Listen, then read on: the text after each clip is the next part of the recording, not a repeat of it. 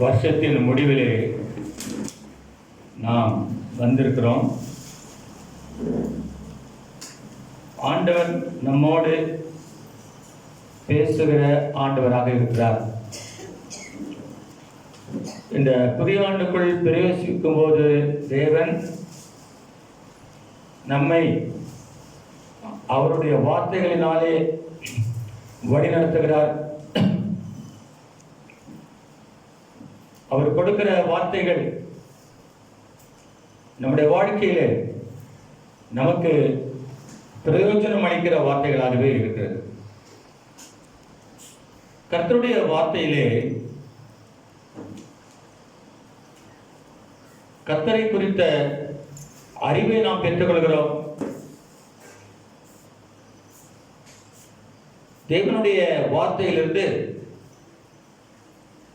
நம்முடைய சூழ்நிலைக்கு, நம்முடைய தேவைக்கு, நம்முடைய பிரச்சனைகளுக்கு ஏற்ற விசுவாசத்தை வேத வசனத்தின் மூலமாக பெற்றுக்கொள்கிறோம். உங்கள் வாழ்க்கையில நீங்கள் என்ன எதிர்பார்க்கிறீர்களோ அதையெல்லாம் இந்த வேதாகமத்திலே நாம் வாசித்து அத்தனை ஆசீர்வாதங்களையும் பெற்றுக் கொள்கிறோம். நாம் துன்பத்தில், கவலையில், கண்ணீரில் இருக்கும்போது இந்த வார்த்தை நம்மை தேற்றுகிறது. நம்முடைய எதிர்காலத்தை குறித்த ஒரு பயம், எதிர்காலத்தை குறித்த ஒரு திகில், என் எதிர்காலம் எப்படி இருக்கும் என்று எனக்கு தெரியவில்லை, எதிர்காலத்தை நினைத்தால் எனக்குள்ளே ஒரு பெரிய கவலை உண்டாகிறது, ஒரு பெரிய பயம் உண்டாகிறது. இப்படிப்பட்ட சூழ்நிலைகளெல்லாம் நாம் கடந்து வரும்போது இந்த வேத வசனம் நமக்கு போதுமானதாக இருக்கிறது. இந்த கடைசி நாள் ஆராதனையிலே என்ன செய்தியை நான் கொடுக்க வேண்டும் என்று காத்திருந்த போது பல நாட்களாக இன்றைய செய்திக்காக நான் ஜெபித்து வருகிறேன். இந்த நாளின் செய்திக்காக ஒரு வாரம் முழுவதும் நான் வீட்டிலே ஆண்டுடைய பிரசன்னத்திலே அமர்ந்து ஜெபித்து அவர் கொடுக்கிற செய்தியை நான் உங்களுக்கு பேசுகிறேன். இன்றைக்கு நான் என்ன பேச வேண்டும் என்று காத்திருந்த போது எபேசியருக்கு நிருபம் 4ஆம் அதிகாரம் 30ஆம் வசனத்தை ஆண்டவர் கொடுத்தார். எபேசியருக்கு எழுதின நிருபம் 4ஆம் அதிகாரம் 30ஆம் வசனம், புதிய ஏற்பாட்டின் புத்தகத்தில் 267 பக்கம், பேஜ் நம்பர் 267.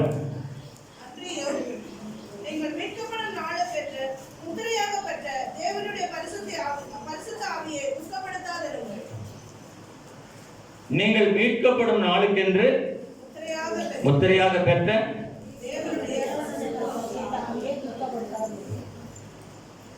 அருமையான கர்த்தருடைய பிள்ளைகளே, இன்றைய செய்தி நாம் தேவனை துக்கப்படுத்தக்கூடாது. இன்றைய செய்தி சபையானது தேவனை துக்கப்படுத்தக்கூடாது. இன்றைய செய்தி தேவனை துக்கப்படுத்தாதீர்கள். இன்றைய செய்தி தேவனை துக்கப்படுத்தாதீர்கள். இந்த ஆண்டு துவக்கத்திலே நாம் நன்றாக ஒரு பெரிய எதிர்பார்ப்போடு கூட தான் ஆரம்பித்தோம். ஆனால் இப்படிப்பட்ட ஒரு பயங்கரமான ஒரு சூழ்நிலை, உலகத்தையே ஆட்டி படைக்கிற, உலகத்தையே குலுக்குகிற இந்த கோவிட்-19 சொல்லுகிற இந்த பெரிய கொள்ளை நோய், லட்சக்கணக்கான மக்கள் மரித்து போயிருக்கிறார்கள். இந்த வருடம் எப்படி முடியுமோ என்று சொல்லி பல நாட்களாக நாம் அங்கலாய்த்திருக்கிறோம். மார்ச், ஏப்ரல், மே, ஜூன் அந்த மாதங்களிலே இந்த கரோனா வியாதியானது அநேகருடைய உயிரை வாங்கின போது நமக்குள்ளே ஒரு பயம் ஏற்பட்டது. இந்த கரோனா எனக்கும் வந்துவிடுமா என்று. ஆனால் கர்த்தர் நம்மேல் அன்பு வைத்தபடியினாலே ஒரு தீங்கும் நம்மை அணுகாதபடி நம்மை ஆண்டவர் சுகத்தோடு பலத்தோடு அவரை ஆராதிக்க இந்த கடைசி நாளிலே கொண்டு வந்திருக்கிறார். அல்லேலூயா. அருமையான கர்த்தருடைய ஜனமே, புது வருடத்திற்கு ஆயத்தமாகிற நாம் இந்த நாளிலே ஒரு பொருத்தனை செய்யும். ஆண்டவருக்கு ஒரு பொருத்தனை செய்யும். அது என்ன பொருத்தனை? இயேசுவே, நான் உம்மை துக்கப்படுத்த மாட்டேன். இயேசுவே, நான் உன்னை துக்கப்படுத்த. பரிசுத்த ஆவியானவர் ஏதோ ஒரு சக்தி என்று மட்டும் நினைத்து விட வேண்டாம். பரிசுத்த ஆவியானவர் தேவன். அவர்களுக்கு, பரிசுத்த ஆவியானவருக்கு சிந்தை உண்டு, சித்தம் உண்டு. பரிசுத்த ஆவியானவருக்கு உணர்வுகள் உண்டு. பழைய ஏற்பாட்டிலே இஸ்ரவேல் தேசத்தை ஆளும்படியாக சவுலுக்கு ஆண்டவர் அந்த ராஜாங்கத்தை கொடுத்தார். ஆனால் அவன் என்ன செய்தான்? அந்த மேன்மையை காத்துக் கொள்ளாதபடி அவன் தேவனை துக்கப்படுத்தி அந்த மேன்மை இழந்து போனான். இந்த காலவெளியில என்னுடைய செய்தியை கேட்டுக்கிற உங்களுக்கும் அதே சூழ்நிலையை ஆண்டவர் நமக்கு ஞாபகம் ஊட்டுகிறார். வேதத்திலே பார்க்கிறோம், நீங்கள் ஒருவரை ஒருவர் துக்கப்படுத்தாதீர்கள் என்று பல இடங்களிலே பார்க்கிறோம். இன்று நம்முடைய சிந்தனையை ஒருமுகப்படுத்தி ஒரு தீர்மானம் எடுக்க வேண்டும். அது என்ன தீர்மானம்? ஆண்டவரே, நான் உம்மை துக்கப்படுத்த மாட்டேன். இந்த புதிய ஆண்டிலே ஆண்டவர் நமக்கு ஒரு வாக்குத்தத்தம் கொடுத்தார். அது என்ன வாக்குத்தத்தம்? தேவரே, என்னை ஆசீர்வதியும், என்னை பெரிதாக்கும், தீமை என்னை. 4 ஆசீர்வாதங்களை பார்த்தோம். தேவரீர் என்னை ஆசீர்வதி. இரண்டாவது, என் எல்லையை, அதாவது என்னை எல்லா வாழ்க்கையின் சகல பகுதிகளிலும் என்னை நீர் விருத்தி அடைய செய்யும். ஆசீர்வாதம் என்பது ஒரு குறிப்பிட்ட இடத்துல மாத்திரமல்ல, நம்முடைய வாழ்க்கையின் சகல பகுதிகளிலும் கர்த்தர் நம்மை ஆசீர்வதிக்கிறார்.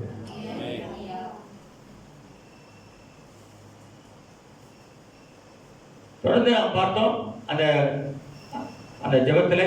இந்த ஜெபத்திற்கு the prayer of Jabez என்று சொல்வார்கள். யாபேசின் ஜெபம். அந்த யாபேசின் ஜெபம், பாதி ஜெபம் ஆசீர்வாதத்தை மையமாக வைத்து சொல்லப்பட்டிருக்கிறது. தேவரீர் என்னை ஆசீர்வதி, என் எல்லையை பெரிதாக்கும்.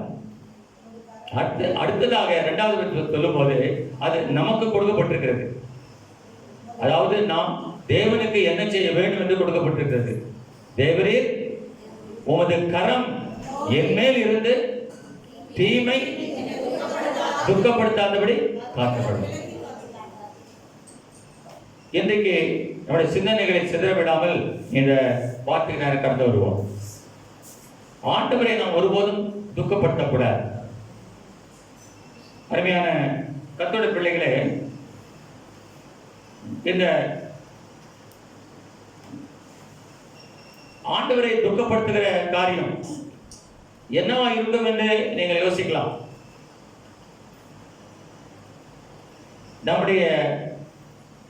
நம்முடைய பாவம் தேவனை துக்கப்படுத்துகிறது.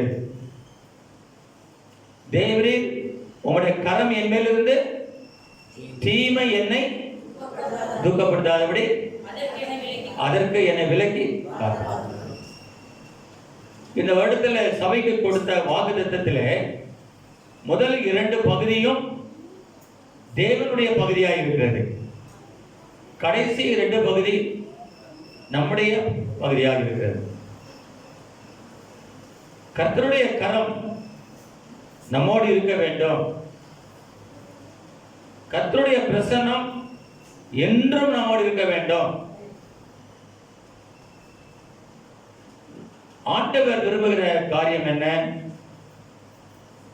என் பிள்ளைகள் என்னை துக்கப்படுத்தாமல் வாழ வேண்டும். பல நேரங்களிலே நாம் ஆண்டவரை துக்கப்படுத்துகிறோம். ஆண்டவரை துக்கப்படுத்துகிற ஒரு பிரதானமான காரியம் இருக்குமானால் அதுதான் பாவம். அதை நாம் தீமை என்று சொல்லுகிறோம். ஆதியாகமத்தின் புத்தகத்திலே நாம் 2ஆம் அதிகாரத்திலே நாம் சிந்திக்கிற 17ஆம் வசனம், 2ஆம் அதிகாரம் 17ஆம் வசனத்திலே, நன்மை தீமை அறியத்தக்க விருட்சத்தின் கனியை புசிக்க வேண்டாம், நீ அதை புசிக்கும் நாளிலே. ஆண்டவர் நம்மிடத்துல கீழ்ப்படிதலை எதிர்பார்க்கிறார். ஆண்டவர் நம்மிடத்துல கீழ்ப்படிதலை எதிர்பார்க்கிறார். அதைதான் தாவீது சொல்லுகிறான், கர்த்தாவே என்னை ஆராய்ந்து என் சிந்தனைகளை அறிந்து கொள்ளும், வேதனை உண்டாக்கும் நடக்கும். சங்கீதம் 139 பழைய ஏற்பாட்டின் புத்தகம் பக்கம் 757. தேவனே, என்னை ஆராய்ந்து என் இருதயத்தை அறிந்து கொள்ளும், என்னை சோதித்து என் சிந்தனைகளை அறிந்து கொள்ளும், வேதனை உண்டாக்கும் வழி என்னிடத்தில் உண்டோ என்று பார்த்து நித்திய வழியிலே என்னை நடத்தும். வேதனை உண்டாக்கும் வழி உண்டோ என்று பார்த்து நித்திய வழியில நடத்தும். இன்றைக்கு சபையாராக நாம் இதை நம்முடைய வருடத்தின் கடைசி ஜபமாக எடுத்துக்கொள்ளலாம். தேவனே என்னை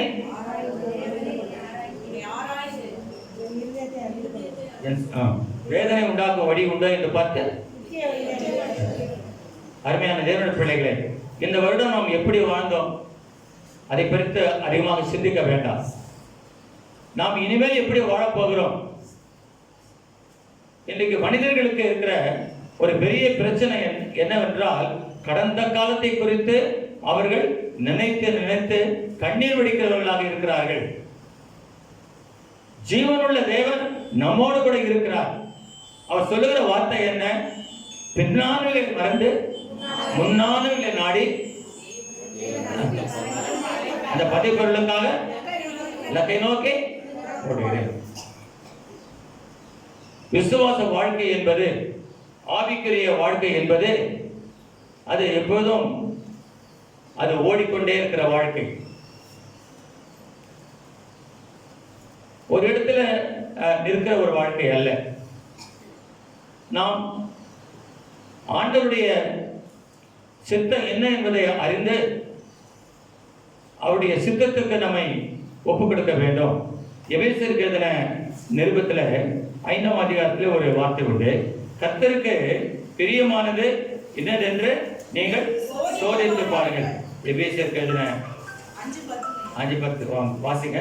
எபேசியர் 5:10. கர்த்தருக்கு பிரியமானது இன்னதென்று நீங்கள் சோதித்து பாருங்கள். கர்த்தருக்கு பிரியமானது என்னதென்று சோதித்து பாருங்கள். நீங்களும் நானும் இந்த வருஷத்தின் முடிவிலே வந்திருக்கிறோம். இன்றைய ஆராதனை ஒரு சுத்திகரிப்பின் ஆராதனை. வருகிற 29ஆம் தேதி திருச்சபை மக்களுடைய ஆசீர்வாதங்களுக்காக ஜெபிக்க போகிறோம், தேசத்திற்காக ஜெபிக்க போகிறோம். 30ஆம் தேதி புது வருடத்தின் ஆசீர்வாதத்துக்காக நாம் ஜெபிக்க போகிறோம். ஆனால் இன்று இது கடைசி ஆராதனை. இந்த ஆராதனை நமக்கு ஒரு சுத்திகரிப்பின் ஆராதனையாக நாம் ஏற்றுக்கொள்ள வேண்டும். நாம் வேத வசனத்தை கேட்கிற மக்களாக மட்டும் இல்லாமல் வேத வசனத்துக்கு கீழ்ப்படிகிறவர்களாக மாற வேண்டும். அருமையான கர்த்தருடைய பிள்ளைகளே, ஆண்டவர் நமக்கு அவருடைய தூய ஆவியை கொடுத்திருக்கிறார். ஆவியானவர் நமக்குள்ளே இருக்கும்போது அவர் நமக்கு நன்மை எது தீமை எது என்று கற்றுக் கொடுத்திருக்கிறார். இன்றைக்கு உலகத்தில் இருக்கிற ஒரு பெரிய பிரச்சனை என்னவென்றால், நன்மையை தீமையாக மாற்றுகிறார்கள், தீமையை நன்மையாக மாற்றுகிறார். ஆனால் கர்த்தருடைய பிள்ளைகளாக நாம் தீமையை தீமையாக பார்க்க வேண்டும், நன்மையை நன்மையாக பார்க்க வேண்டும். நம்முடைய வாழ்க்கையில இந்த தீமை என்று சொல்லும்போது அதற்கு பலவிதமான விளக்கங்களை கொடுக்கலாம். ஆங்கிலத்தில் தீமை என்று சொல்லும்போது ஈவில் நான் அர்த்தம். ஈவில் என்றால் தீங்கு, தீமை அல்லது தீங்கு. இன்றைக்கு நம்முடைய வாழ்க்கையில இந்த தீமை செய்தல் அல்லது இந்த தீங்கு என்பதை ரெண்டு கோணத்தில் நாம் பார்க்க வேண்டும். ஒன்று, நமக்கும் ஆண்டவருக்கும் உள்ள உறவிலே நாம் ஆண்டவரை துக்கப்படுத்தி இருக்கிறோமா என்பதை சற்று ஆராய்ந்து பார்க்க வேண்டும். அதோடு கூட நம்முடைய சகோதர சகோதரிகள் விசுவாசிகள், இவர்களோடு நாம் பழகுகிறோம், இவர்களோடு பேசுகிறோம், இவர்களை நாம் துக்கப்படுத்துகிறோமா என்று ஆராய்ந்து பார்க்க வேண்டும். அருமையானவர்களே, வேதம் தெளிவாக சொல்கிறது, நீங்கள் ஒருவருக்கொருவர் கோபம் மூட்டாதீர்கள். ஒருவருக்கொருவர். அப்போ தீமையானது ஆண்டவரையும் துக்கப்படுத்தும், தீமையானது நம்மையும் துக்கப்படுத்தும். பாவமானது ஆண்டவரையும் துக்கப்படுத்தும், பாவமானது என்னையும் துக்கப்படுத்தும். ஆகவேதான் ஆண்டவர் நமக்கு வேத வசனங்களை தெளிவாக அவர் கொடுத்திருக்கிறார். இந்த வேதத்தில் உள்ள எல்லா ஆசீர்வாதங்களும் நிபந்தனைக்கு உட்பட்டது. இந்த வேதாகமத்தில் இருக்கிற எல்லா ஆசீர்வாதங்களும் நிபந்தனைக்கு உட்பட்டது. ஆண்டவர் நம்மை எப்போது ஆசீர்வதிக்கிறார்? சங்கீதம் 112 முதலாம் வசனம் வாசிங்க. சங்கீதம் 112. அல்லேலூயா. கர்த்தருக்கு பயந்து அவருடைய கட்டளைகளில் மிகவும் பிரியமாயிருக்கிற மனுஷன் பாக்கியவான். அல்லேலூயா. கர்த்தருக்கு பயந்து அவருடைய கட்டளைகளில் மிகவும் மனுஷன் பாக்கியம். அப்போ நாம் ஆண்டவருக்கு கீழ்ப்படுகிற மக்களாக இருந்தால் ஆண்டவர் நம்மை குறித்து சந்தோஷப்படுவார். நாம் ஆண்டுடைய கற்பனைகளை கைக்கொள்ளாமல் நாம் வாழ்வோமானால் நம்முடைய கீழ்ப்படியாமை ஆண்டவரை துக்கப்படுத்தும். இந்த வருஷத்தின் முடியல வந்திருக்கிற நாம் சற்று நம்முடைய வாழ்க்கையை ஆராய்ந்து பார்ப்போம். எந்தெந்த சூழ்நிலையிலே நாம் தேவனை துக்கப்படுத்தி இருக்கிறோம், சற்று அவைகளை ஆராய்ந்து பார்த்து இன்றைக்கு ஒரு தீர்மானம் எடுப்போம். அது என்ன தீர்மானம்? ஆண்டவரே, உம்மை பிரியப்படுத்துவதற்காக இந்த உலகத்தில் வாழ என்னை அர்ப்பணிக்கிறேன். சங்கீதக்காரன் சொல்லுகிறார், கர்த்தாவே, உமக்கு பிரியமானதை செய்ய எனக்கு போதித்தருளும். உமக்கு பிரியமானதை செய்ய எனக்கு போதித்தருளும் சொல்லுகிறார். நாம் ஆண்டவரை பிரியப்படுத்தும் போது ஆண்டவர் சந்தோஷப்படுகிறார். அதே போல நாம் நம்மோடு இருக்கிற சகோதர சகோதரிகள் நினைக்கும் போது நாம அவர்களை பிரியப்படுத்தலாம், பிரியப்படுத்தாமல் போகலாம். ஆனால் அவர்களுக்கு பிரியம் என்னென்ன காரியங்கள் நமக்கு தெரியாது. எனக்கு என்னென்ன பிரியம் அப்படின்னு உங்களுக்கு ஒரு சிலருக்கு தெரியும், ஆனால் முழுமையாக தெரியாது. உங்களுக்கு பிரியமான காரியம் என்னன்னு ஓரளவு எனக்கு தெரியும், அது எல்லாம் உங்களுக்கு தெரியும். அப்போ நம்முடைய தேவன் நம்மை காண்கிற தேவனாய் இருக்கிறார். அவரை நாம் பிரியப்படுத்த வேண்டும் என்று அவர் விரும்புகிறார். நாம் தேவனை பிரியப்படுத்த வேண்டும். நாம் மனிதர்களை எடுத்துக்கொள்வோமானால் அவர்களை பிரியப்படுத்தும்படியாக வாழக்கூடாது. ஆனால் மற்றவர்களோடு சமாதானமாக வாழ நாம் கற்றுக்கொள்ள வேண்டும். ஆண்டவரை பிரியப்படுத்துவோம் என்ற அந்த வார்த்தையை பயன்படுத்தி மற்றவர்களை பிரியப்படுத்த வேண்டும் என்று நீங்கள் நினைத்தால் அது மிக ஒரு பரிதாபமான காரியமாகிவிடும். நியாயப்பிரமாண புஸ்தகத்திலே பார்க்கும்போது ஆண்டவர் ரெண்டு உறவை கொடுத்திருக்கிறார். ஒன்று, நம்முடைய உறவு தேவனோடு இருக்கிறது. இரண்டாவது, நம்முடைய உறவு நம்முடைய சகோதர சகோதரிகளோடு இருக்கிறது. இதை ஆங்கிலம் சொல்லும் போது vertical relationship, horizontal relationship. In the vertical relationship, we have to please God.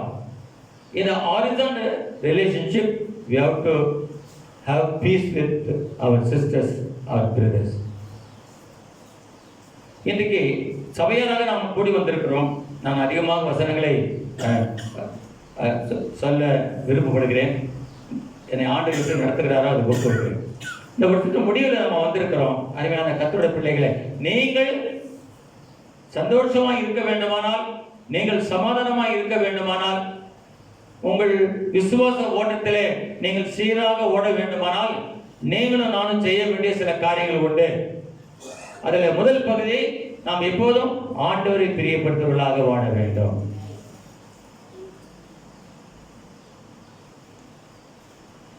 அங்கே யோவான் எழுதின சுவிசேஷம் 8ஆம் அதிகாரம் 21ஆம் வசனத்தில் இவ்வாறு பார்க்கிறோம்.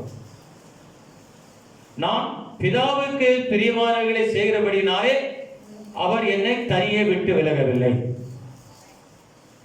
ஆண்டவர் நம்மோடு எப்பொழுதும் இருக்க வேண்டுமானால் ஆண்டவரை எப்பொழுதும் பிரியப்படுத்த வேண்டும். யோவான் 8:29. என்னை அனுப்பினவர் என்னுடனே கூட இருக்கிறார். பிதாவுக்கு பிரியமானவர்களை நான் எப்பொழுதும் செய்கிறபடியால் அவர் என்னை தனியே இருக்க விடவில்லை. அப்போ ஆண்டவர் எப்பொழுதும் நம்மோடு கூட இருப்பார். எப்பொழுதும் அவரை பிரியப்படுத்தினால் அவர் எப்பொழுதும் நம்மோடு கூட இருப்பார். அருமையான கர்த்தருடைய பிள்ளைகளே, நாம் சத்தியத்தின் பாதையில் நடக்கும்போது ஆண்டவருக்கும் பிரியம் உண்டாகிறது, உங்களுக்கும் உங்கள் உள்ளத்தில் மகிழ்ச்சி உண்டாகிறது. இது எவ்வளவு ஒரு ஆச்சரியமான காரியம் பாருங்க. நாம் ஆண்டவருடைய கற்பனைகளை கை கொள்ளும் போது அல்லது அவர் கீழ்ப்படியும் போது தேவனை பிரியப்படுத்துகிறோம். 1 யோவான் 3:22 இவ்வாறு கூறுகிறது. நாம் எப்படி தேவனை பிரியப்படுத்தலாம்? தேவனை பிரியப்படுத்துவதற்கு என்ன வழி? அவருடைய கற்பனைகளை கை கொள்ள வேண்டும்.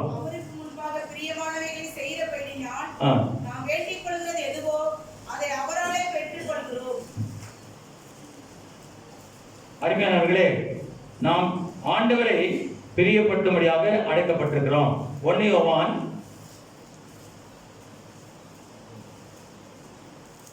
3ஆம் அதிகாரம் 22ஆம் வசனம். 1 யோவான் 3ஆம் அதிகாரம் 2ஆம் வசனம்.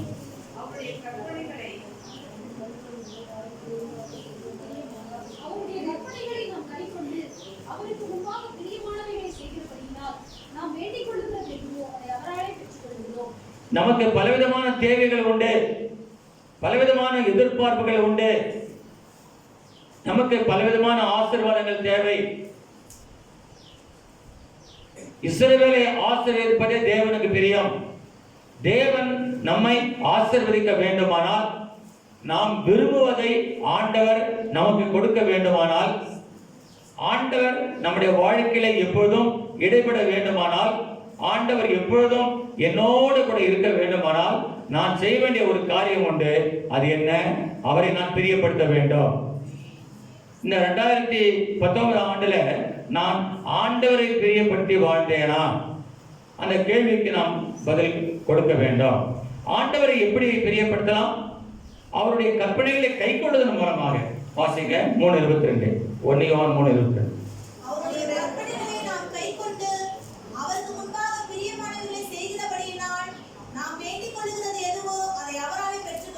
இங்க நாம் பார்க்கிறோம், அவருடைய கற்பனைகளை நாம் கை கொள்ளும் போது அவரை நாம் பிரியப்படுத்துகிறோம். யாரை பிரியப்படுத்துகிறோம்?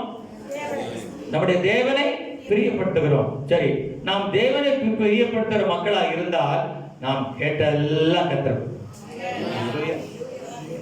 You ask anything in my name, I grant you. ஆண்டவர் நம்முடைய வாழ்க்கையில அவர் பிரியமா இருந்தால் எல்லாவற்றையும் அவர் நமக்கு ஜெயமாக மாற்றி கொடுப்பார்.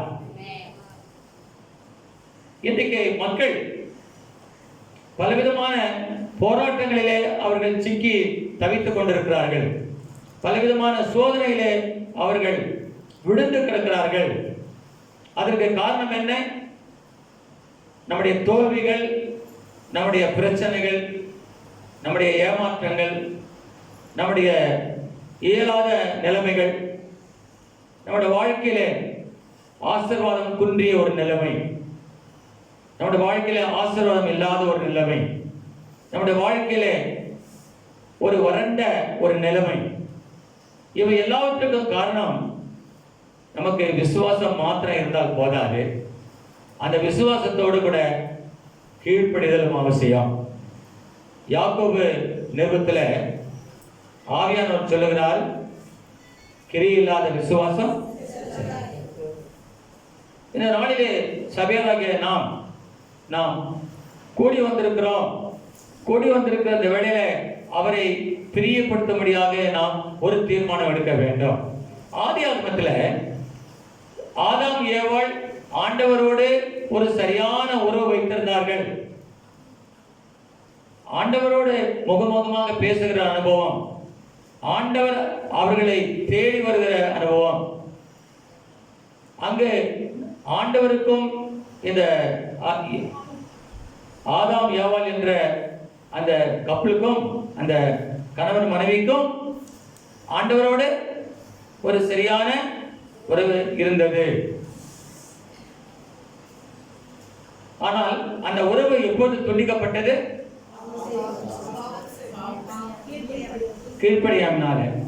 அவர் சொல்லுகிறார், நன்மை தீமை என்று பகுத்தறியக்கூடிய, நன்மை தீமை என்று அறிந்து கொள்ளக்கூடிய ஒரு கனி இருக்கிறது. அந்த கனியை நீங்கள் புசிக்கிற நாளிலே சாகவே சாவேன்னு சொன்னார். அருமையான கர்த்தருடைய பிள்ளைகளே, நம்முடைய வாழ்க்கையில எப்பொழுதும் நாம் பழைய ஏற்பாட்டின் புத்தகத்தில் ஆதி ஆகமத்தில் துவக்கத்தில் இந்த ஆதாம் ஏவாள் எப்படி வாழ்ந்தார்கள், அவர்கள் தேவனை விட்டு எப்படி பிரிந்து போனார்கள், அதை அடிக்கடி நாம் நினைத்து பார்க்கணும். அப்ப அடிக்கடி நாம் நினைத்து பார்க்கும்போது நாம் கண்டுபிடிக்கிற உண்மை என்ன? எப்பொழுதெல்லாம் ஆண்டவரை பிரியப்படுத்துகிறோமோ, எப்பொழுதெல்லாம் ஆண்டவருக்கு நாம் கீழ்ப்படுகிறோமோ, அப்போதெல்லாம் கர்த்தர் நம்மை பூரண சமாதானத்தினால் அவர் வழிநடத்துகிறார். அவருடைய சந்தோஷத்தினால் கர்த்தர் நம்மை அவர் நிறுத்துகிறார். நாம் சந்தோஷமா இருப்பதற்கு ஒரே ஒரு வழி, அது என்ன வழி? அதை ஆண்டவரை பிரியப்படுத்துகிறது. இந்த வருஷத்தின் கடைசியில் வந்திருக்கிற நாம் ஆண்டவரோடு சரியான உறவு வைத்திருக்க வேண்டும். அதோடு கூட சகோதர சகோதரிகளோட உறவு வைத்திருக்க வேண்டும். திருச்சபை என்பது தேவனுடைய குடும்பம் என்பதை மறந்துவிடக்கூடாது. திருச்சபை என்பது தேவனுடைய குடும்பம். இந்த குடும்பத்தில் எல்லாரும் சகோதர சகோதரிகளாக இருக்கிறோம். நாம் ஆண்டவரை பிரியப்படுத்த வேண்டும். நம்முடைய சக விசுவாசிகளோடு கூட சமாதானமாக இருக்க வேண்டும். நான் இந்த வார்த்தைகளை சொல்லும் போது நீங்கள் இந்த வார்த்தைக்கு அப்பாலே சிந்திக்கக்கூடாது. நாம் யாரை பிரியப்படுத்த வேண்டும்? தேவனை பிரியப்படுத்த வேண்டும். மனிதர்களை நாம் பிரியப்படுத்த முடியாது. மனிதர்கள் குறைவுள்ளவர்கள், அவர்களை நாம் பிரியப்படுத்த முடியாது. அவர்களை உபசரிக்கலாம், அவர்களோடு பழகலாம், பேசலாம், அவர்களோடு கூட சமாதானமாக இருக்கலாம். ஆனால் ஆண்டவரை பிரியப்படுத்துகிற மாதிரி நாம் விசுவாசிகளை பிரியப்படுத்த நாம் எந்த தீர்மானம் எடுக்கக்கூடாது. மற்றவர்களோடு நாம் சமாதானமாக இருக்கும்படியாக அழைத்திருக்கிறார். ஒரு கர்த்தருடைய பிள்ளைக்கு இருக்க வேண்டிய ஒரு கட்டாயமான ஒரு முக்கியமான ஒரு காரியம் இருக்குமானால்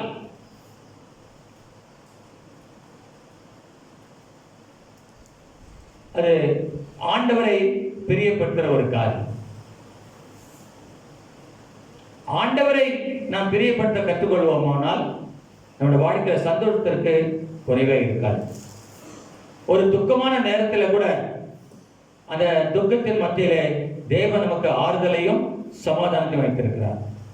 ஆகவே நாம் தேவனை பிரியப்படுத்தி வாழ கற்றுக்கொள்வோம்.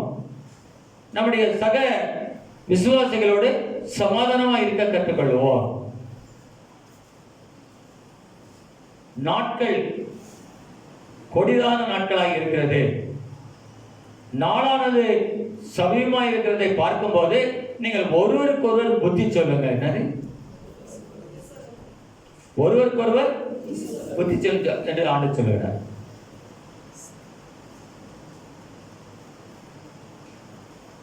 இந்த வேளையில நாம் சற்று நம்முடைய வாழ்க்கையை ஆராய்ந்து பார்க்க வேண்டும். நாம் மற்றவர்களை துக்கப்பட்டு இருந்தால் ஆண்டவரிடத்தில் நாம் மன்னிப்பு கேட்கலாம். இந்த பலிபீடத்திலிருந்து நான் உங்களோடு பேசுகிறேன். காலையிலே நான் ஜெபத்தில் இருந்தபோது ஆண்டவர் இந்த ஞாயிற்றுக்கிழமை ஒரு சுத்திகரிப்பின் ஒரு ஆராதனையாக மாற்றி சொன்னார். இந்த சுத்திகரிப்பின் ஆராதனையில முதல் பகுதி நாம் தேவனை பிரியப்படுத்துவதாக வாழ வேண்டும். என்னென்ன காரியங்களிலே நாம் தேவனை துக்கப்படுத்தி இருக்கிறோம் அவைகளை கண்டுபிடித்து நம்மை சரி செய்து கொண்டு இந்த புதிய ஆண்டுக்குள் நாம் பிரவேசிக்க வேண்டும். நாம் எல்லாரும் தேவனுடைய பிள்ளைகளாக இருக்கிறோம். அதை ஒருபோதும் மறந்துவிடக்கூடாது. நமக்கும் ஆண்டவருக்கும் ஒரு சரியான உறவு இருக்க வேண்டும். நமக்கும் மற்ற சகோதர சகோதரிகளோடும் ஒரு சரியான உறவு இருக்க வேண்டும்.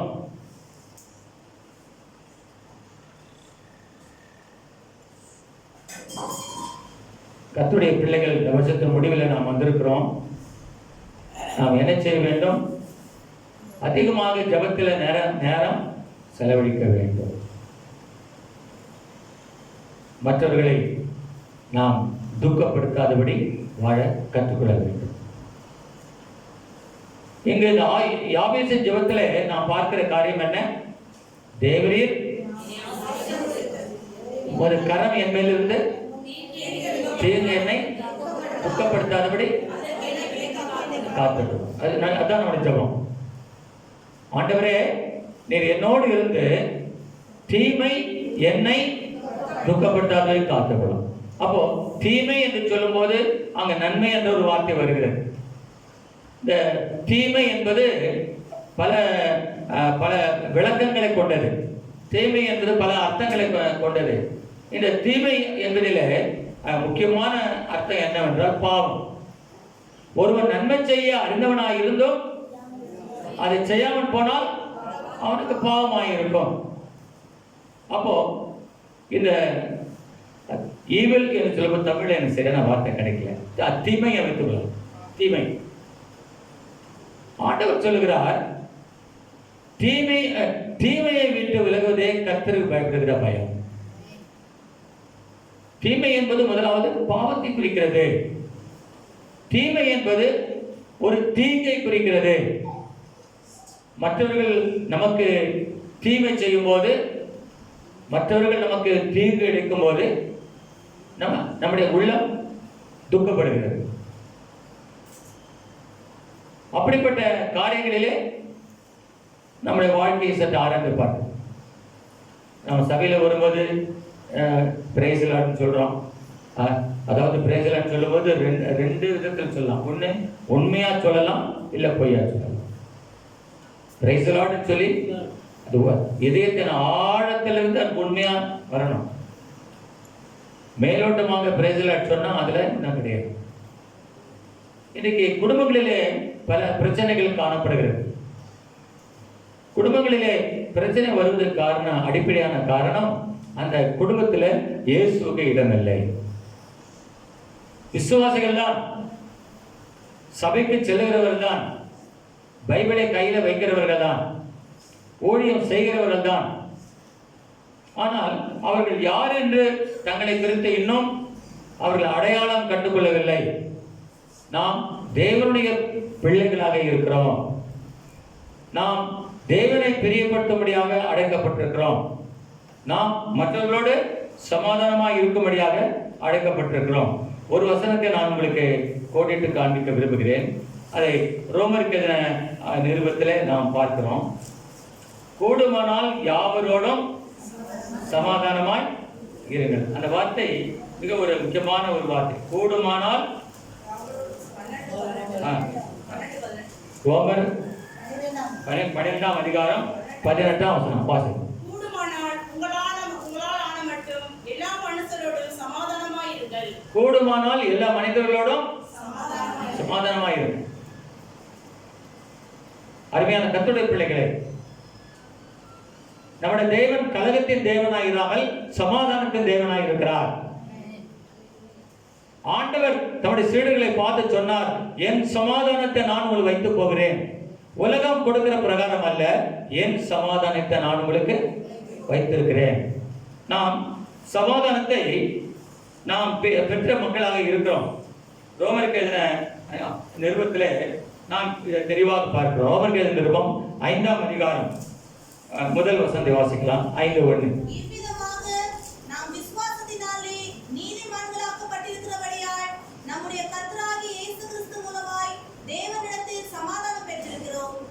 நாம் விசுவாசத்தினாலே நீதிமான்களாக மாற்றப்பட்டபடியினாலே கர்த்தராகிய இயேசு கிறிஸ்து மூலமாய் தேவனிடத்தில் சமாதானம் பெற்றிருக்கிறோம். அதாவது நாம் தேவனுடைய பிள்ளைகளாக, மீட்கப்பட்ட பிள்ளைகளாக இருக்கும்போது நமக்குள்ளே தேவ சமாதானம், நமக்குள்ளே தேவ சமாதானம் என்று சொன்னால் தேவன் கொடுக்கிற சமாதானம், தேவன் நமக்கு கொடுக்கிற சமாதானம். அதாவது இதுக்கு என்ன பேர் சொல்லனா, the peace of God, the peace of God. இதை உங்களுக்கு ஞாபகப்படுத்த இன்னொரு வசனத்தை சொல்லுகிறேன். பிலிப்பியருக்கு எழுதின நிருபத்தில் நாம் பார்க்கிறோம். 6ஆம் வசனம் 4:6.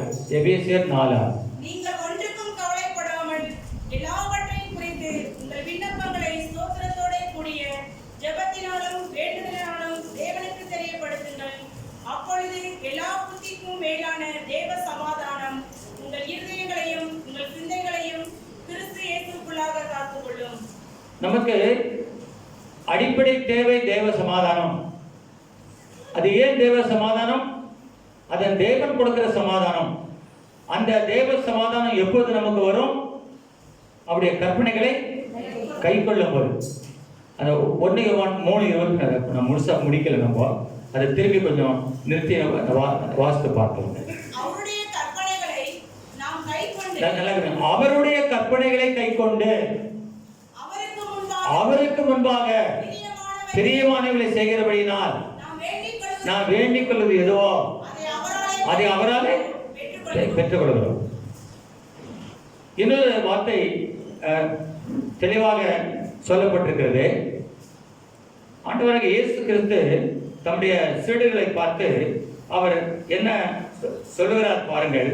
நாம் அதை நன்றாக கவனிக்க வேண்டும். மத்தேயு சுவிசேஷம் 5ஆம் அதிகாரம் 9ஆம் வசனம். சமாதானம் பண்ணுகிறவர்கள் பாக்கியவான்கள், அவர்கள் தேவனுடைய புத்திரர் எண்ணப்படுவார்கள். பாருங்க, சமாதானம் பண்ணுகிறவர்கள். அப்போ தேவனோடு நமக்கு சமாதானம் இருக்கலாம், ஆனா மனிதர்களோடு சமாதானம் இல்லாமல் இருக்கலாம். அப்போ நாம் தேவனோடும் சமாதானமாய் இருக்க வேண்டும், மனிதர்களோடும் சமாதானமாய் இருக்க வேண்டும்.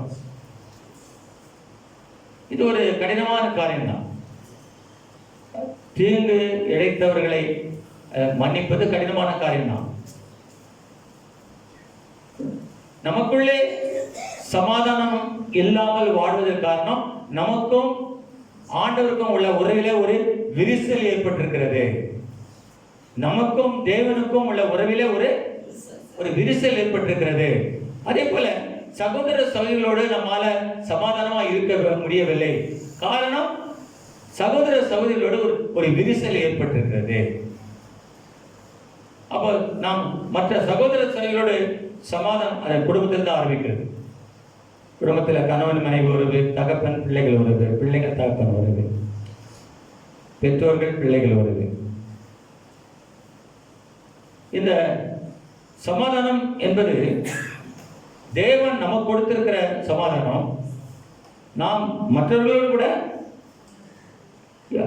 இணக்கமாக மற்றவர்களோட இசைந்து போகிற ஒரு சமாதானம்.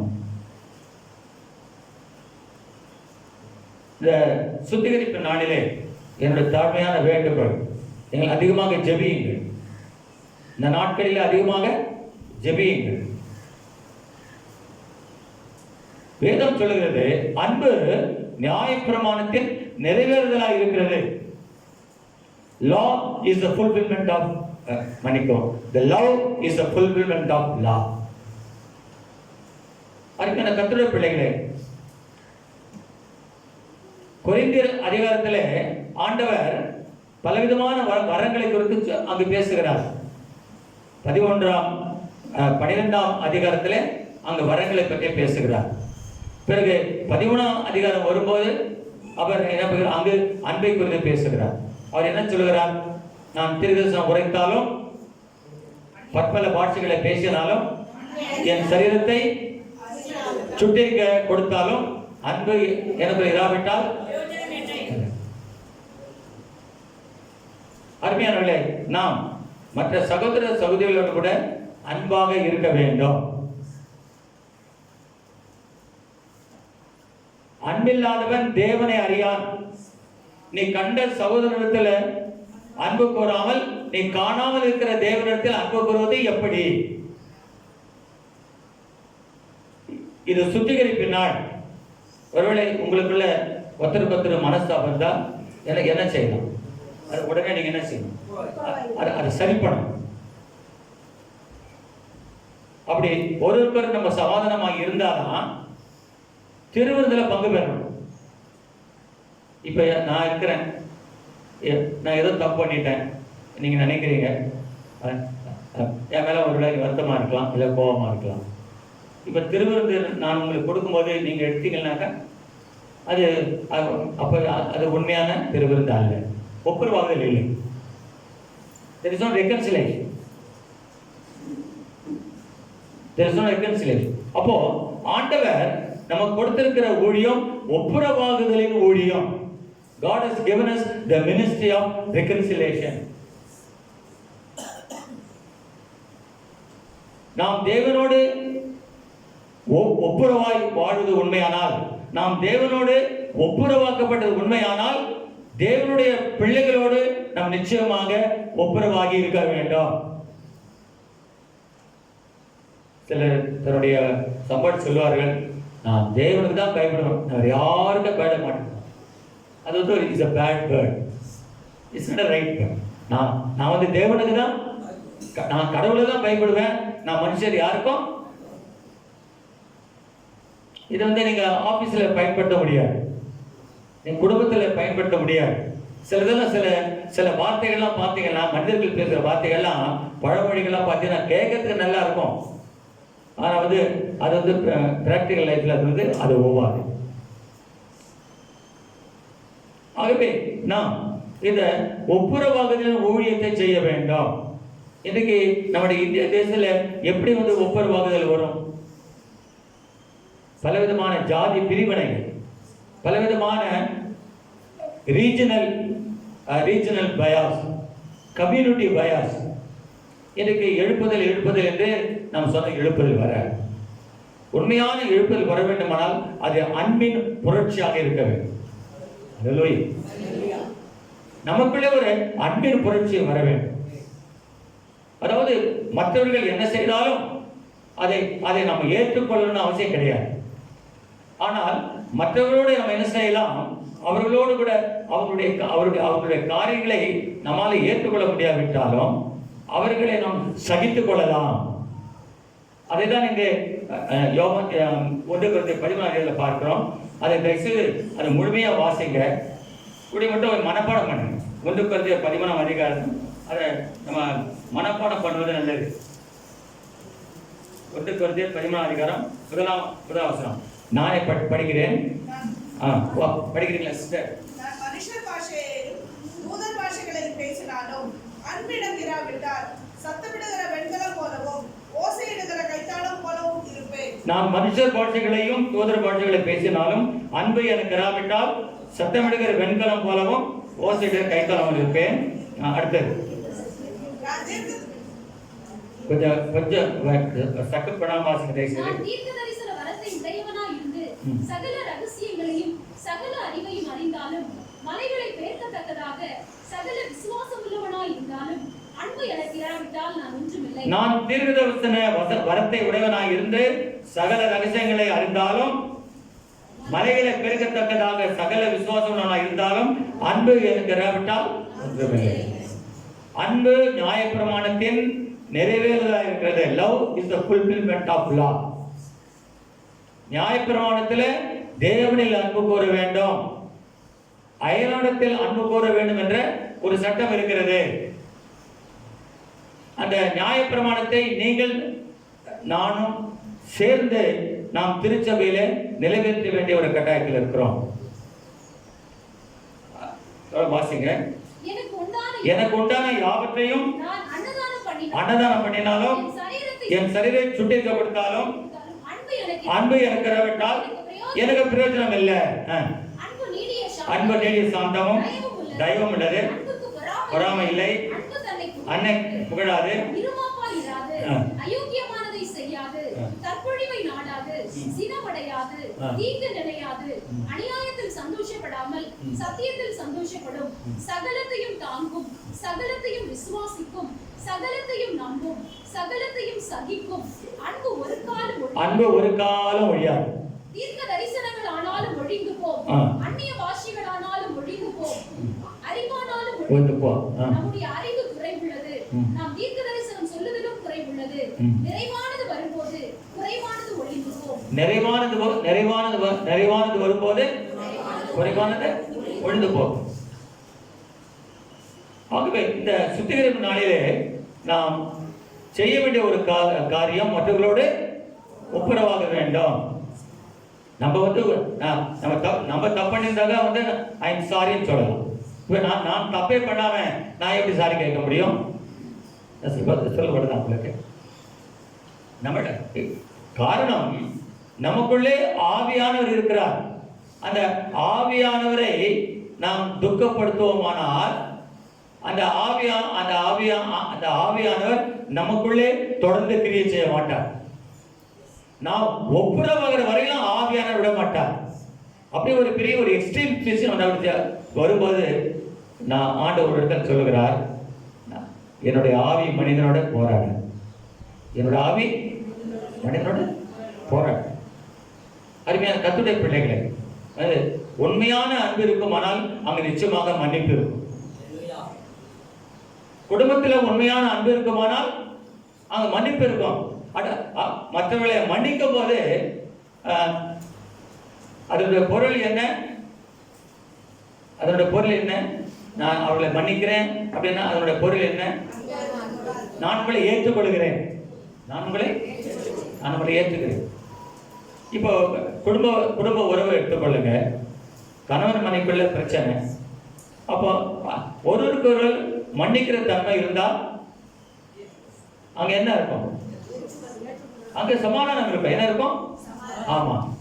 நம்முடைய நோபல் பிரைஸ் பெற்ற நம்முடைய மதர் தெரேசா கல்கட்டாவில் ஊழியம் செய்தார்கள். அவர்கள் சொல்லுகிற வாசனை புரிந்து வைத்திருக்கிறார். அவர் சொல்லுகிறார், where there is love there is peace. Where there is love there is peace. அருமையானவர்களே, நான் உதடுகளினாலே அன்பு கூறதில்லை, உள்ளத்தின் அடித்தளத்தில் அன்பு. அல்லேலூயா. நாம் உண்மையான விசுவாசிகளாக இருப்போமானால் கர்த்தர் நம்முடைய உள்ளத்துல மற்றவர்களை குறித்து வெளிப்படுத்துவார். ஆவிக்குரியவன் சகலத்தையும் நிதானித்து அறிகிறான், ஆனால் அவன் மற்ற யாராலும் நிதானிக்கப்பட.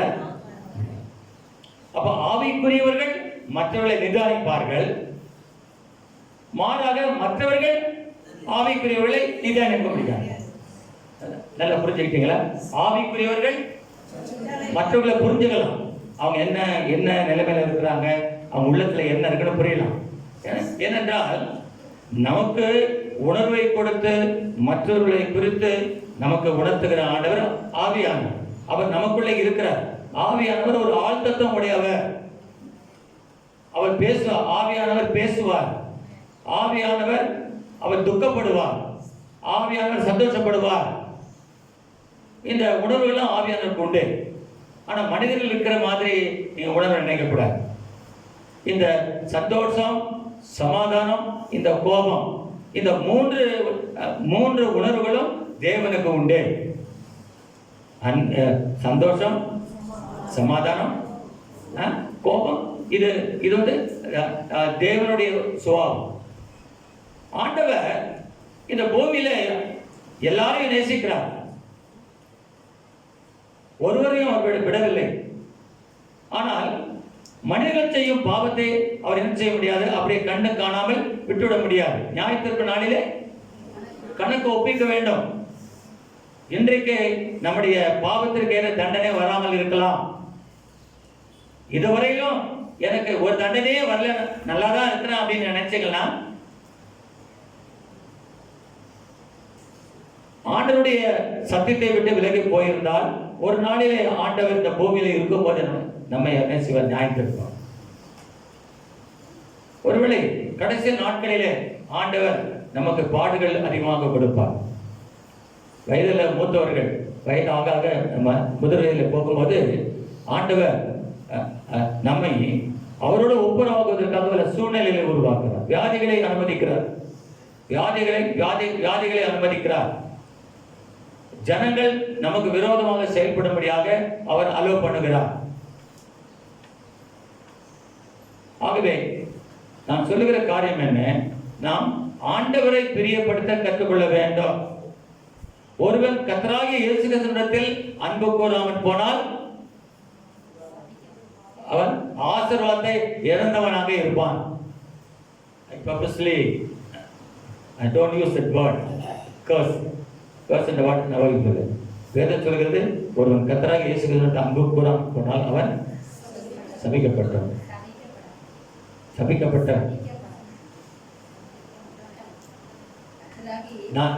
நான் என்ன எப்படி நான் வியாக்கியானம் பண்றேன்னா, நீங்க சாவனா தப்பா நினைக்க கூடாதுக்காக, நீங்கள் இயேசுவிடத்தில் அன்பு கூறாமல் போனால் நீங்கள் கேட்கிறதை கர்த்தர் உங்களுக்கு கொடுக்க முடியாது. If you don't love God, if you ask God, God will not listen to you. God will not listen to you. God will always listen to God's people. கர்த்தருடைய பிள்ளைகளுடைய ஜெபத்தை அவர் கேட்கிறார். இங்க கூடி வந்திருக்கிற எல்லாருடைய ஜெபத்தை கர்த்தர் கேட்கிறார். நாம் கர்த்தருடைய பிள்ளைகளாக இருந்து எதை கேட்டாலும் அவர் கொடுப்பார். என் நாமத்தினாலே கொடுப்பார். யோபேதின சுவிசேஷம் 14ஆம் அதிகாரத்தில் அதை நாம் தெளிவாக பார்க்கிறோம். 14ஆம் அதிகாரத்தில், நீங்கள் என்னிடத்தில் அன்பாக இருந்தால் என் கற்பனைகளை கைக்கொள்ளுங்கள். நீங்கள் இடத்தில் வாசிங்க. என் கற்பனைகளை பெற்றுக்கொண்டு அவைகளை கை கொள்கிறவனே என்னிடத்தில் அன்பாயிருக்கிறான். என்னிடத்தில் அன்பாயிருக்கிறவன் என் பிதாவுக்கு அன்பாயிருப்பான். நீங்கள் என்னிடத்தில் அன்பாயிருந்தால் என் கற்பனைகளை கைக்கொள். அப்போ நம்ம ஆண்டவரத்துல அன்பா இருக்கிறோம் இருக்கு என்ன அடையாளம்? அவருடைய கற்பனைகளை கைக்கொள்ள. அதே போல நாம் மனிதர்களிடத்துல நாம் அன்பாய் இருக்க வேண்டும். மனிதர்கள் அன்பாய் இருக்கலாம், ஆனா மனிதர்களை பிரியப்படுத்தும்படியாக வாழக்கூடாது. மனிதர்களை ஒருவேளை நாம் மற்றவர்கள் அன்பு கூறும்போது ஒருவேளை அவங்க சந்தோஷப்படலாம். அவங்க சந்தோஷப்படுறாங்கிறதுக்காக நீங்க எல்லாவற்றிலும் அவர்களை பிரியப்படுத்த முடியாது. மற்றவர்களுக்கு நாம் உதவி செய்யலாம். மற்றவர்களுக்கு ஆறுதலான வார்த்தைகள் எல்லாம் சொல்லலாம். ஆனால் மற்றவர்களை பிரியப்படுத்தும்படியாக நாம் வாழ்வது கிடையாது. நம்ம ஆண்டவரை பிரியப்படுத்தும்படியாக வாழ்வோம். நாம் தேவனுக்கு கொடுக்க வேண்டிய அந்த கனத்தை கொடுக்க வேண்டும். தேவனுக்கு கீழ்ப்படுகிற மக்களாக இருக்கணும். அப்போ நீங்க தேவனை நேசிக்கிற மக்களாக இருந்தா உங்களால ஜெபம் இல்லாமல் வாழ முடியாது. நீங்க தேவனை நேசிக்கிற மக்களாக இருந்தா வேதம் இல்லாமல் உங்களால் வாழ முடியாது. உங்களுடைய வேதம் எனது மனமகிழ்ச்சி ஏதாவது இருந்தால் நான் துக்கத்திலே அழிந்து போயிருப்பேன். நாம் துக்கத்தில் அழிந்து போகாதபடி நம்மை தாங்குவது இந்த வேத வசனம். ஒருபோதும் ஆண்டவர் நம்மை கைவிட மாட்டார், ஒருபோதும் நம்மை விட்டு விலக மாட்டார். அவர் நம்மோடு கூட இருக்கிறது. நான் அவர்களுக்குள் உலாவி அவர்கள் தேவனாயிருப்பேன், அவர்கள் என் ஜனமாயிருப்பார்கள். ஆகவே இது இந்த இறுதி ஆராதனை, இது சுத்திகரிப்பின் ஆராதனை. இந்த ஆராதனையில நாம் எல்லாரும் தேவனை நேசிக்க வேண்டும். நேரத்தில் ஒரு 2 வார்த்தை நீங்க ஆண்டரை பார்த்து சொல்ல மாட்டீங்களா? கண்களை மூடிட்டு பரலோகத்துக்கு பார்த்து, Lord Lord I love you Lord, I love you Lord சொல்லுங்க. Jesus Jesus I love you. இயேசுவே நான் உம்மை நேசிக்கிறேன். இயேசுவே நான் உம்மை நேசிக்கிறேன். இயேசுவே நான் உம்மை நேசிக்கிறேன். நாம் ஆண்டவரை நேசிக்கிற மக்களாக மாறும்போது அவருக்கு கீழ்ப்படிக்கிற மக்களாக மாறும். அப்படி செய்தால் நம்முடைய வாழ்க்கையில் துக்கம் வராது. நம்முடைய வாழ்க்கையில துக்கம் வராது. நம்முடைய வாழ்க்கையில துக்கமானது 2 காரியங்களுக்கு வரும். ஒண்ணு பாவத்தினால துக்கம் வரும், 2வது இழப்பினாலே துக்கம் வரும். ஒன்று பாவத்தினாலே நமக்கு சமாதானம் இருக்காது. பாவத்தை வைத்துக்கொண்டு நாம் இந்த உலகத்தை சமாதானமாய் வாழ முடியாது. நமக்கும் ஆண்டவருக்கும் சரியான உறவு இருக்கணும், அப்பதான் சந்தோஷம் முடியும். இந்த போலியான சந்தோஷ சமாதானம் இல்லை. உண்மையான சந்தோஷ சமாதானம் எப்போ வரும்? ஆண்டவரோட நெருங்கிய உறவு கொள்ளணும், ஆண்டவருக்கு கீழ்ப்படியணும், அவருடைய கற்பனைகளை கை கொள்ளணும், உண்மையா நேசிக்கணும். ஆண்டவர் உண்மையா நேசிக்கிறவங்களுக்கு நீ ஜெபம் பண்ண சொல்ல வேண்டிய அவசியம் கிடையாது. நீ சபைக்கு ஜெபம் கொடுத்துக்குவான்னு சொல்ல வேண்டிய அவசியம் கிடையாது. ஆண்டவரை நேசிக்கிற மக்கள் அவர்கள் எதையும் செய்வதற்கு தயாராக இருப்பார்கள். அவர்களுக்கு மற்றவர்களுடைய தூண்டுதல் தேவையில்லை. மற்றவர்களுக்கு ஆண்டவரை நேசிக்கிற மக்களுக்கு யாரும் ஆண்டவர் நேசின்னு வந்து சொல்லிக் கொடுக்க வேண்டிய அவசியம் கிடையாது. இப்ப நான் சொல்வதற்கு காரணம், நீங்க அது வரைக்கும் அந்த விசுவாசவாதியை சொல்லுங்கிறதுக்காக நான் சொல்றேன். ஆகவே ஆண்டவரை நாம் நேசிக்க கற்றுக்கொள்வோம், அவருடைய கற்பனைகளை கைக்கொள்வோம், அப்போது அவரை பிரியப்படுத்துவோம். அவரை பிரியப்படுத்தி வாழும்போது நாம் எதை கேட்கிறோமோ அதை நம்ம கவனம் கொடுக்கிறார். இந்த 2021 உங்களுக்கு எவ்வளவு ஆசீர்வாதம், நிறைய ஆசீர்வாதங்கள் தேவை, நிறைய ஆசீர்வாதங்கள் தேவை. நான் சொல்லுகிறேன், நாம் கர்த்தரை பிரியப்படுத்துமானால் 2021 நாம் கேட்பதை எல்லாம் பெற்றுக்கொள்ளும்.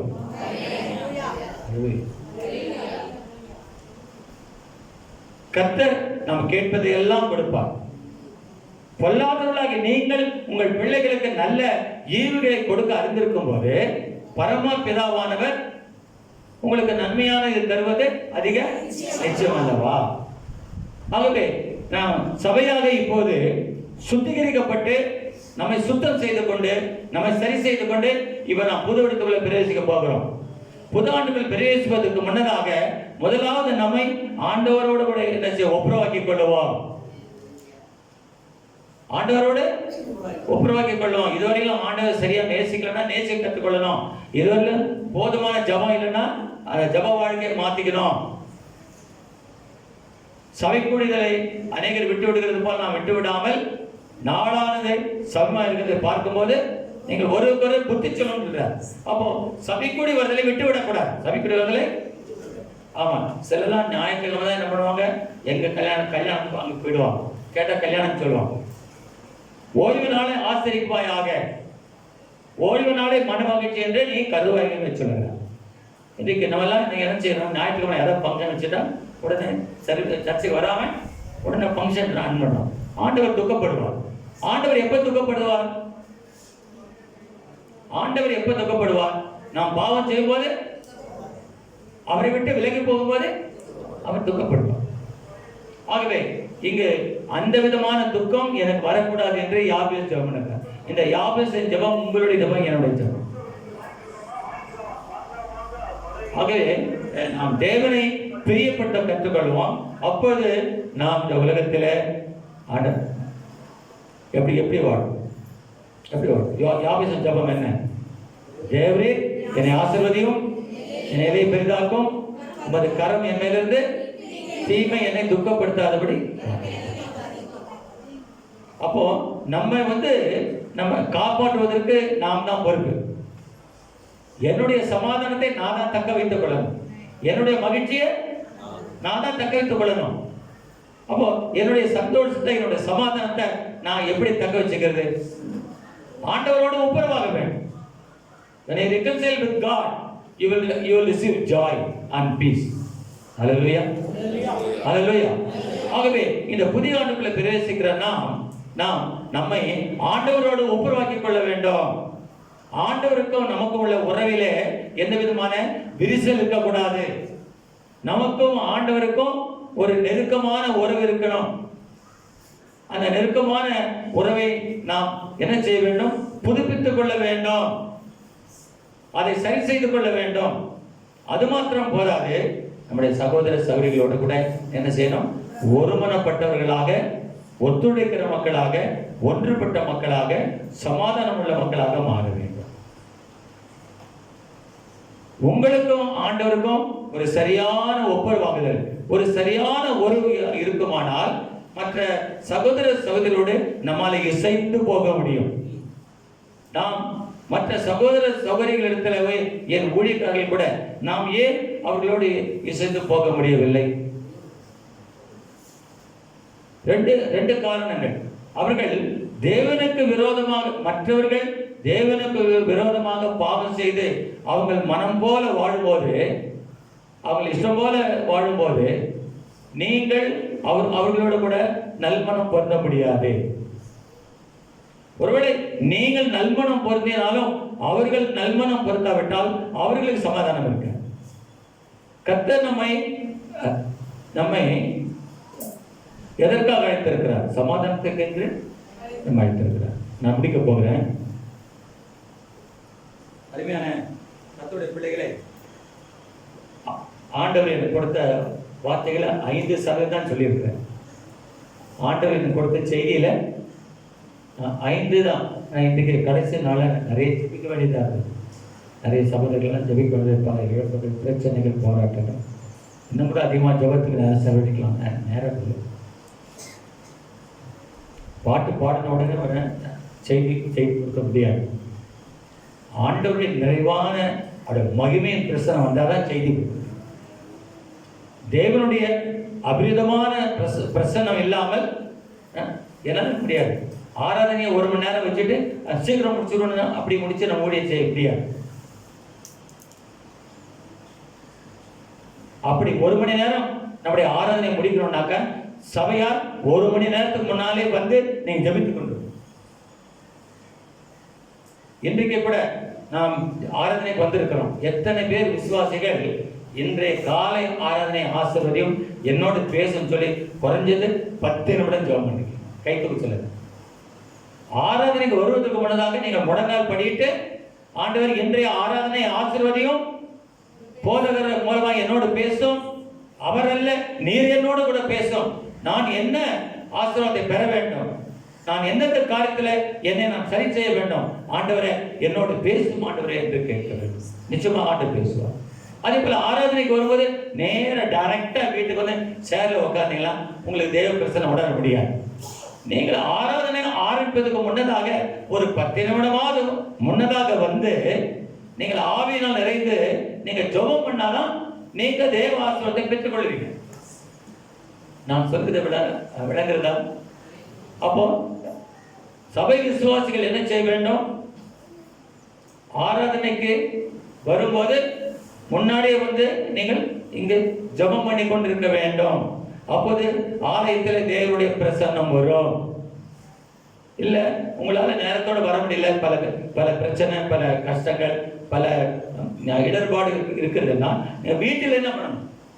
வீட்டில் ஆராதனைக்காக குறைந்தது ஒரு 10-15 நிமிடமாவது நல்லா ஜெபம் பண்ணிட்டு வந்தீங்கன்னாக்கா, இங்க வந்த பிறகு ஆயத்துல வந்து ஜெபம் பண்ணாம நேரடியாக நீங்க சீட்ல உட்காந்தா கூட ஆண்டவர்களோடு பேசும். அல்லேலூயா. போமா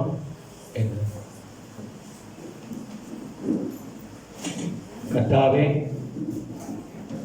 உமக்கு பிரியமானதை செய்ய எனக்கு போதித்தார். கர்த்தாவே, உமக்கு பிரியமானதை செய்ய எனக்கு போதித்தார். ஆண்டவரே, என்னை ஒப்பு கொடுக்கிறேன், என்னை வெறுமையாக்குகிறேன், என்னை தாழ்த்துகிறேன், என்னை ரட்சித்ததற்கு, என்னை நீர் அழைத்ததற்கு, என்னை தெரிந்து கொண்டதற்கு ஒரு நோக்கம் இருக்கிறது. நான் உம்மை பிரியப்படுத்த முடியாது வாழுவேன். உம்மை துக்கப்பட்ட நாட்களுக்காக நான் மன்னிப்பு கேட்கிறேன். என்னை மன்னியும். உம்மை துக்கப்பட்ட நாட்களுக்காக என்னை மன்னியும். இனி வரும் நாட்களிலே உம்மை நான் துக்கப்படுத்த மாட்டேன். உம்மோடு நெருங்கி வாழுவேன். நீர் விரும்புகிற வாழ்க்கையை நான் வாழ்ந்து காட்டுவேன். நீ சொல்வதற்கு நான் கீழ்ப்படுவேன். உம்முடைய குரலை நான் கேட்பேன். உடைய சத்தத்தை நான் கேட்பேன். உடைய சித்தம் செய்ய என்னை அர்ப்பணிக்கிறேன். என்னை பரிசுத்தமாக இந்த புதிய ஆண்டுக்குள்ளாக என்னை ஜெயமாய் நடக்கும். இயேசுவே, மற்ற சகோதர சகோதரிகளோடு நான் ஒற்றுமையாய் வாழ விரும்புகிறேன். ஒப்புரவாகி வாழ விரும்புகிறேன். அவர்களோடு சமாதானமாய் இருக்க விரும்புகிறேன். அவர்களோடு நான் இணக்கமாக வாழ விரும்புகிறேன். புது ஆண்டுக்குள் பிரவேசிக்கிற நான் சகோதர சகோதரிகளோடு நான் ஒப்புரவாகி நல்மனம் பொருந்தி சந்தோஷத்தோடு சமாதானத்தோடு அவர்களோடு ஐக்கியம் கொண்டு நான் உம்மை மகிமைப்படுத்துவேன். புது ஆண்டுக்குள் பிரவேசிக்கிற என்னை சுத்திகரியும், என்னை பரிசுத்தமாக உம்முடைய உகந்த பாத்திரமாக மாற்றும். புதிய வருஷத்துல நான் எதிர்பார்க்கிற நன்மைகளை தான் இயேசுவே. புதிய ஆண்டிலே நான் ஜெபிக்கிற ஜெபங்களுக்கு அத்தனைக்கும் நீ பதில் தாரும். காரணம், என் ஜெபத்தை கேட்கிற தேவன் என்னை ஆசீர்வதித்து அனுப்பும். பொது இடத்தில் நுழைய போகிறேன். என்னை ஆசீர்வதித்து அனுப்பும். அப்பா இயேசுவே, உங்களுடைய ஆலயத்தில் வந்திருக்கிறேன், உங்களோட பிள்ளை வந்திருக்கிறேன். என்னை கண்ணோக்கி பாருங்க, என் பாவத்தை மன்னிங்க, என்னை ஆசீர்வதிச்சு அனுப்புங்க. நான் புது ஆண்டுக்குள் பிரவேசிக்கும் போது உமக்கு சாட்சியா வாழுவேன். உன நச்சரியை அறிவிப்பேன். உமக்காக வாழுவேன். ஆயுதங்களை கொள்ளை பொருளை உமக்கு கொடுப்பேன். என்னை வழி நடத்தும். இயேசுவின் நாமத்தில் பிதாவே, ஆமென். என் ஆத்மாவே